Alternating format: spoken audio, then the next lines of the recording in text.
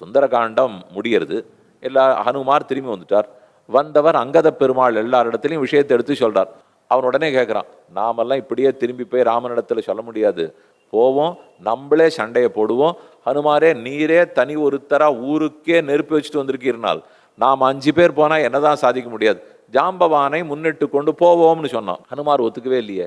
எனக்கு அனுப்பிச்ச காரியத்தை நான் முடிச்சுட்டு வந்துட்டேன், அத்தோட என்னது முடிந்தது.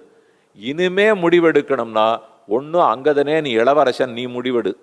இல்லை போய் சுக்ரீவன் ராஜா இடத்துல சொல்லு. இல்லை யாருக்காக இந்த பாடுபடுறமோ அந்த ராமன் இடத்துல சொல்லு. ஏன் உமக்கு தான் சக்தி இல்லையானால், எனக்கு சக்தி இருக்கிறது, சக்தி இருக்குன்னு ஜாம்பவான் சொல்லிட்டார், புரிந்து விட்டது. ஆனால் அதிகாரம் இல்லை. எனக்கு ராமன் அதை கொடுக்கல. மோதிரத்தை கொடு, சீதையனிடத்துல செய்தி பெற்று வா, இவ்வளவுதான் சொல்லியிருக்காருன்னா நான் அவ்வளவுதான் செய்வேன். அப்போ ஒரு கேள்வி வந்தது, அவ்வளவுதான் செய்வேன்னால் எதுக்கு ராவணனை பார்க்க போனீர், ஏன் அந்த வனத்தை அழித்தீர்?